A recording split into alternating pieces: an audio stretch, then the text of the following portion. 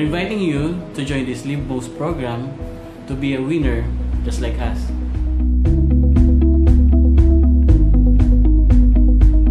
Wealth can be acquired through many opportunities, but health only comes once. Welcome to Infinite Wellness Opportunity Network. Dito po gumaling ako. Imaginein mo, magpapalab ka muna. Talagang totoo na to. Sabi ko kasi lab muna ang kinukuha bago mag-undergo sa sa sinasabi nilang Perla. I guaranteed you guys. Kasi sobrang kakaiba niya. Ang nasa isip ko ay business. So pag pinasok mo yung isang business, kailangan mo kabisituhin. Pero later, nung maano ko na yung business, ay hindi lang pala business ang pinasok ko. More than business.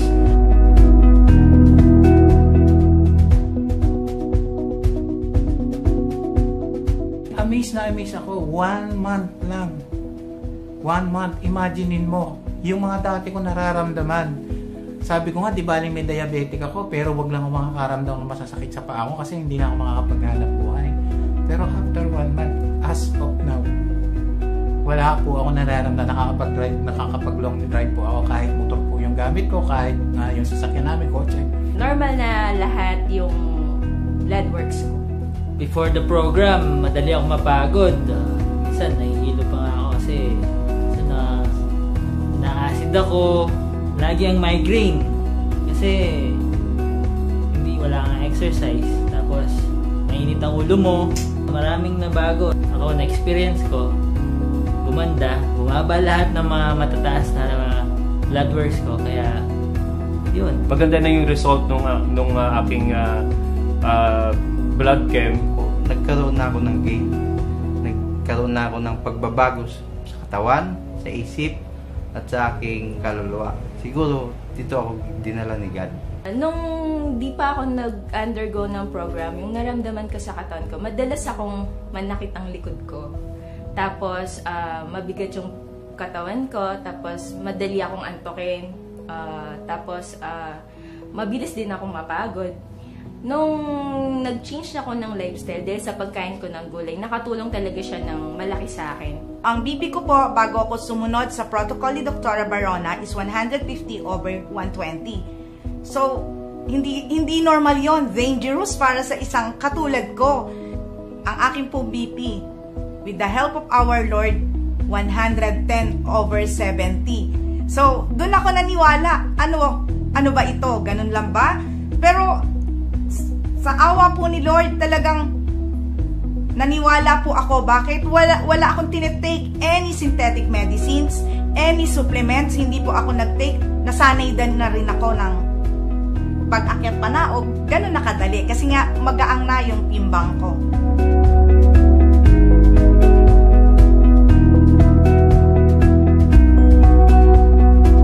On and off po na gumamit ng maintenance ko eh. Salamat po sa Perla kasi yun ang nagbigay sa akin. Paano i-treat ang aking sarili, i-treat ang aking body sa natural na paraan. Hindi kontrolin ang aking sarili rin. From almost 83 kilogram, 74 na lang po ako sa ngayon. Lagi akong masakit yung aking katawan. Maya nakahiga ako. Ngayon, nung dumating po si Perla dito sa aking buhay, ayun na nga po, nag-training kami. Awa po ng Diyos, yun ang nangyari sa akin. Yun pong alternative healing na natawag.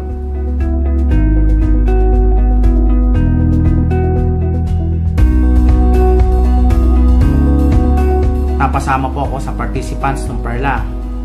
Tapos, doon ko po nalaman yung mga lifestyle ko po pala ay hindi po maganda. So, nakita po sa laboratory ko na mataas po yung unang-una po yung FBS. Yung FBS ko po ay maabot po ng 376.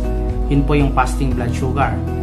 Kung yun po ay sa ordinaryong tao na makakarinig po ng FBS ko ay ganun kataas, eh malamang nag-insulin na po ako ngayon. Tuturukan na ako ng insulin, mag-medication pa po ako. Pero sa awa po ng Diyos, wala po, hindi po nangyari sa akin yon. So ngayon, after 21 days sa program ng Perla, bumaba po yun considerably. After 5 days, naging 245 po yung result. And then, another 5 days, naging 189. And then, instruction po sa akin ni Doktora Barona, ay ako daw po ay kumain after 2 hours. So after 2 hours, lumabas po ulit yung result ko. Nagpa-test po ako ng RBS, ang lumabas po is 174. So sabi ko, bakit imbis na tumaas, nag-shoot down pa sa pababa? So ang sabi, ang explanation po doon, yun daw pong pagkain na in-intake ko sa katawan ko, mabilis pong pumasok sa blood vessels ko. So ibig sabihin no, nagre-react po ng maganda sa katawan ko. So and then, tapos ko po yung program for 21 days. Ang result po, bumaba po ulit ng 168. And then the rest is history. Yung mga LDL ko po, bumaba from 225, yung po tinatawag natin bad cholesterol, bumaba po siya ng 152. Almost nasa level na po ng normal. So, then at marami pa po yung mga laboratory ko nandun na nagsibaba po sila considerably. So, ang laki po ng pasasalamat ko dito sa Perla dahil po ang lifestyle ko po noon, kain lang po ako ng kain, inom dito, kung ano-ano pong mga pagkain yung ini-intake ko. Di ko po pala alam na yun po pala nakakapagpasama po ng pakiramdam natin.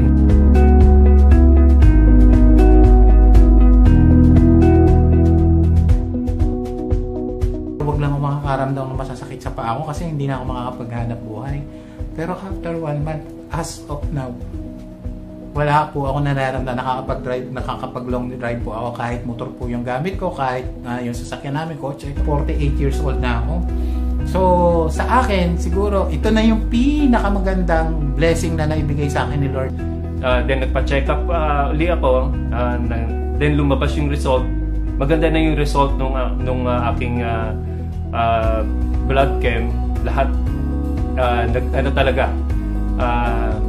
nag-improve. Bumaba po ang aking sugar, bumaba po ang aking uric acid, bumaba rin po ang aking timbang. Nung pong nasa States pa po ako, 2 months ago, ang timbang ko po ay 178 pounds. Nagsimula po akong healthy living po doon at ngayon po ay 145 pounds na lang po ako dahil sa programa. Nagbago po ang aking pakiramdam in terms of hindi po ako mabilis na napapagod ngayon. Hindi po kamukha dati na tatakbo lang po ako ng let's say jogging for 1 kilometer. Pagod na po ako noon, pero ngayon parang bumalik po yung aking stamina and health. Yung unang pre-test namin, so actually flying colors sila lahat. Uric acid, cholesterol, LDL, halos lahat. And then after ng program, which is 4 weeks namin in-experience yun, bumaba lahat. Nung una, ang bigat-bigat ng katawan mo, yan, yung mabilis kang mapagod, palagi kang tulog, wala kang energy. And then, yun, nung natapos namin yung program, yung post-test namin, nung bumaba na lahat ng mga hindi magandang resulta,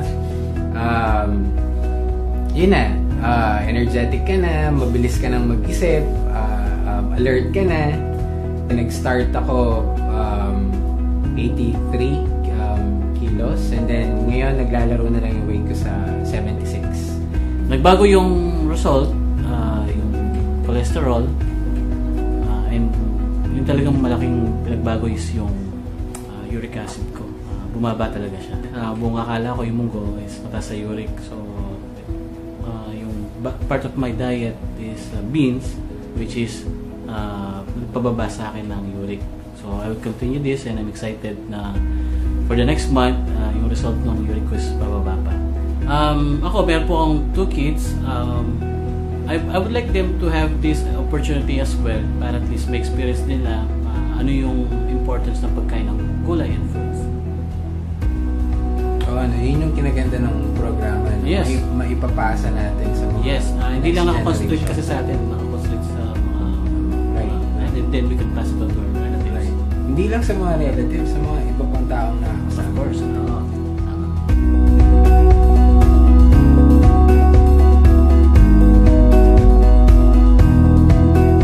Pinakamalaking bumaba sa akin is uric acid and cholesterol. At syempre, proud ako, bumaba bumaba yung weight ko. Lahat ng mga pants ko nasusuot ko na kasi laki ng binaba talaga. Kaya napaka-effective ng program na in-undergo namin. Bumaba na yung mga lab works ko, gaya ng cholesterol ko, bumaba na siya, normal na siya, uric acid ko, normal na rin, tapos yung sugar ko, bumaba rin siya.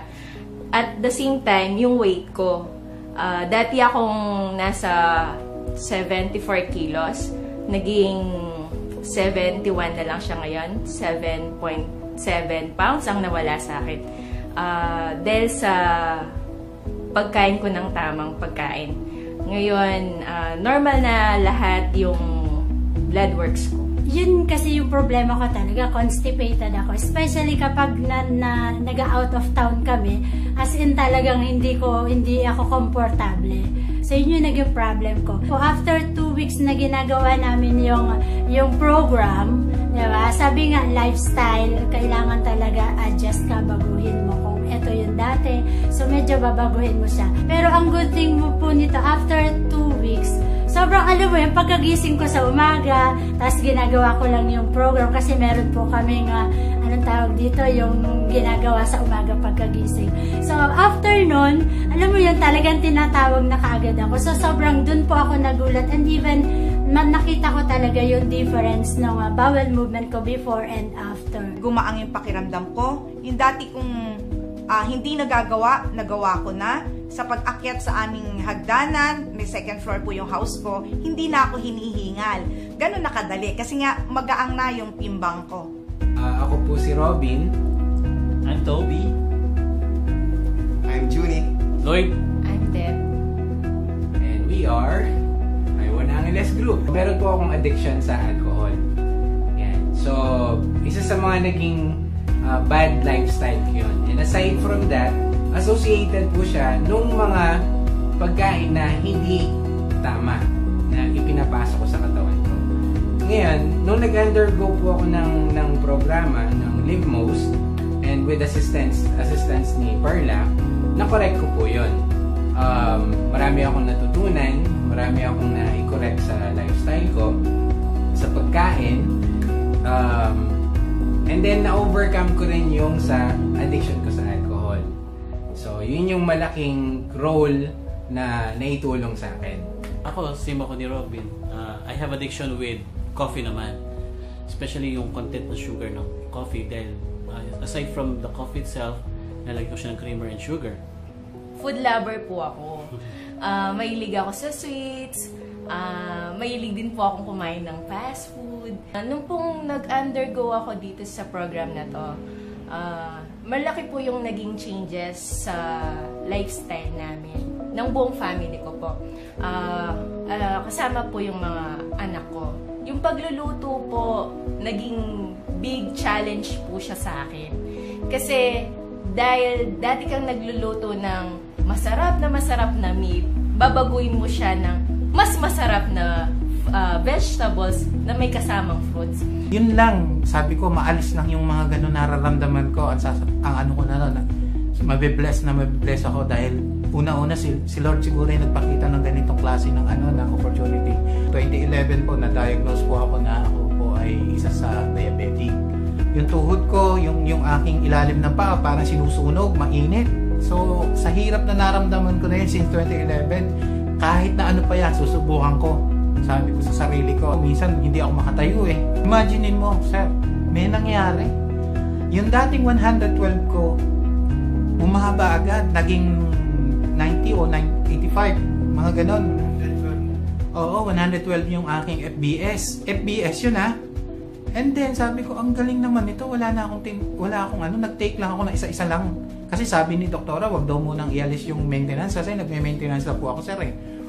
So, sabi ko, kung 90 na to, on the second week, mas bababa pa to kasi gusto musunod ako sa protocol ni doktora eh. So, nakita ko, after second nag-ano ako, makulit ako. Sabi ko, tingnan ko nga ito kung totoo yung sinasabi, FBS to. Tingnan ko nga pag pa-RBS naman ako o yung tinatawag na random blood sugar. So, kumain ako na marami. Pero yung kinain ko, sang-ayon pa rin doon sa protocol ni doktora. Kaya lang dinamihan ko. Sabi ko, tingnan ko nga kasi EPS yun eh. So ngayon, ang ginawa ko, kumain ako, and then after 3 hours, saka ako nagpunta ng ospital, nagpa-check ako, nag-RBS ako. Ito na yung naging problema to ha. Ba't mas mababa pa kaysa nung nag-FBS ako? So ibig sabihin lang, maganda talaga yung program, yung health programs na ginawa sa amin. Ito po yung isa pang na-amaze ako. Kasi sabi ko, kung ito dire-diretso ko, eto na naman, diner ko na naman, tanggalin ko nga ako yung aking iniinom na binigay na yun ng mga doktor sa akin. So tinanggal ko, diner ko na naman, and then after 1 week na naman, nagpa-RBS uli ako, kumain na naman ako. The same thing doon, konting-konti lang yung angat. Ibig sabihin, mga 2 to 5 lang yata yung inangat. Hindi pa ako nakaka-100. Samantalang dati, nung hindi pa ako nag-undergo sa ganitong program ni doktora, lamon talaga. Kasi sabi ko, mababa naman eh. 150, 160. Pag kumain ako, nagwa 170 lang.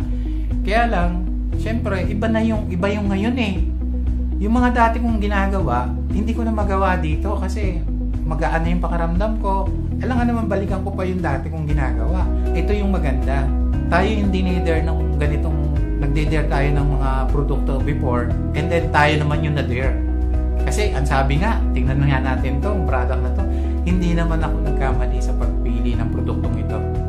Yung saya na nawala ito, siguro hindi kayang bayaran ng pera. Yun yung malaking factor pa. Pumayat ako. Supposed to be dati, ang laki-laki ko, 120 kilos. So ngayon, nagpatimbang uli ako, 100 na lang. So kung itutuloy-tuloy ko pa to, imaginein mo sir, 1 month pa lang. 1 month. Ang sinasabing protocol ni doktora is 3 months. So ibig sabihin, kung di dire-diretso ko yung 3 months hanggang 1 year, ay ano pa yung maganda? Di mas lalo pang maganda. Baka bumalik ako dun sa dati kung mga na 20 years old lang ako. Nagpa-laboratory po kami. Nakita po namin kung ano po yung mga mataas sa mga laboratory namin, cholesterol, sugar, uric acid, lalo na po yun, uric acid. Dala po siguro ng mga bad habits ng mga nakaraan na nagagawa po namin sa aming mga katawan.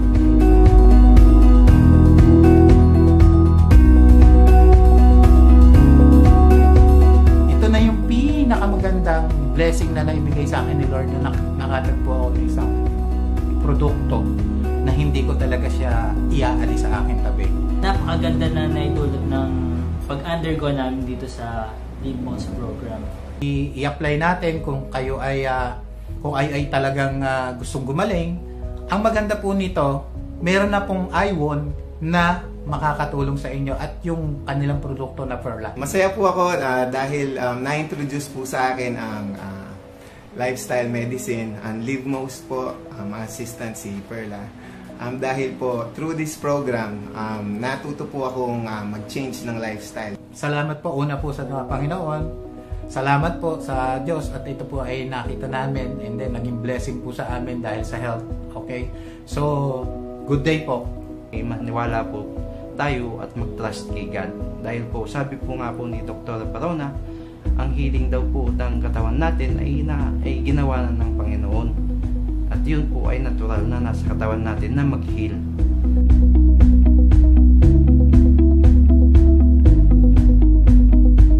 Sa mga nakakapanood po ng video ito, subukan niyo po yung protocol ng Perla. Pwede po kayong mag-inquire o mag-join sa pamamagitan po ng iWon.